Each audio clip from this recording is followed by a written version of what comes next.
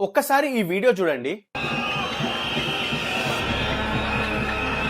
ఇదేం movie scene కాదు. సెర్బియాలో one of the biggest student protest. Almost 3.5 lakhs students gather అయినారు. దీనికి రీజన్ ఏందో తెలుసా? రైల్వే స్టేషన్ లో రూఫ్ టాప్ కొలాప్స్ అయ్యి కింద పడితే 15 మంది చచ్చిపోయారు. దానికి రీజన్ గవర్నమెంటే అని చెప్పి స్టూడెంట్స్ అండ్ లోకల్స్ అందరు గ్యాదర్ అయ్యి పెద్ద ప్రొటెస్ట్ చేసిరు.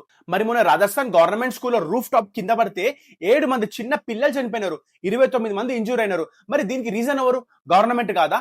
అంతమంది చిన్న పిల్లలు చనిపోతే ప్రొటెస్ట్ కాదు కదా, కనీసం అంబులెన్స్ కూడా రాలేదు. వాళ్ళ పేరెంట్సే వాళ్ళ పిల్లలు అందులో వెతుకొని వాళ్ళ భుజాల మీద వేసుకొని హాస్పిటల్ తీసుకొని వెళ్ళారు. ఇదేమి సడన్ గా కాలేదు. అక్కడ ఉన్న స్లాబ్ ని చూసి స్కూల్ మేనేజ్మెంట్ గవర్నమెంట్ కి ఎన్నోసార్లు ఇన్ఫార్మ్ చేసింది. గవర్నమెంట్ కింద పడుతున్న స్లాబ్ కి రీకన్స్ట్రక్షన్ కాదు కదా, కనీసం రెనోవేట్ కూడా చేయించలేదు. ఇప్పుడు అక్కడ ఉన్న హెల్త్ మినిస్టర్ వచ్చి ఏమంటుండో, పిల్లల హాస్పిటల్ ఖర్చు అంతా గవర్నమెంట్ చూసుకుంటుందంట. ఖర్చు కాదు కదా, ఫస్ట్ మీరు రిజైన్ చేయండి సార్. నేను నిజంగా చెప్తున్నా, ఇట్లాంటి సిచ్యువేషన్ మన ఇంట్లో వాళ్ళకో తెలిసిన వాళ్ళకో అయితే రియాక్ట్ అయినంత వేరే వాళ్ళకి మనం అస్సలు కాము.